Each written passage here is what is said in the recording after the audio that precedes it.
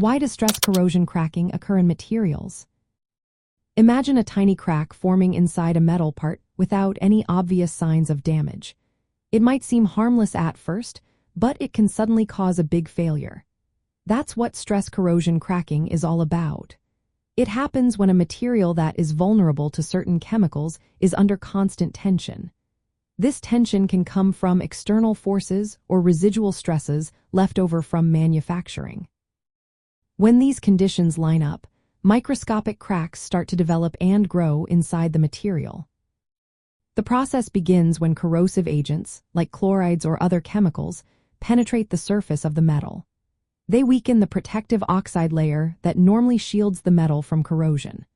Once this layer is compromised, the chemicals can reach the metal surface and cause localized weakening. At the same time, the tensile stress focuses on tiny flaws or defects in the material, making it easier for cracks to initiate. These cracks often start at grain boundaries or within the grains themselves, depending on the type of metal and the environment. As the cracks grow, they tend to follow paths of least resistance, such as along grain boundaries. The rate at which these cracks expand can increase rapidly if the stress intensity reaches a certain level.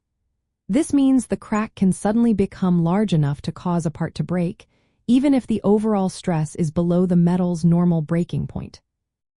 Different materials are more susceptible to stress corrosion cracking depending on their environment. For example, stainless steels are prone to cracking in chloride-rich environments like seawater or de-icing salts.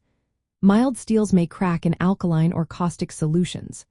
Interestingly, the surface of the metal might look perfectly fine, shiny even, while internal cracks are already forming. That's why it's so hard to detect early. Residual stresses from welding, cold working, or assembling parts can make materials more vulnerable because they add to the tensile stress needed for cracks to grow.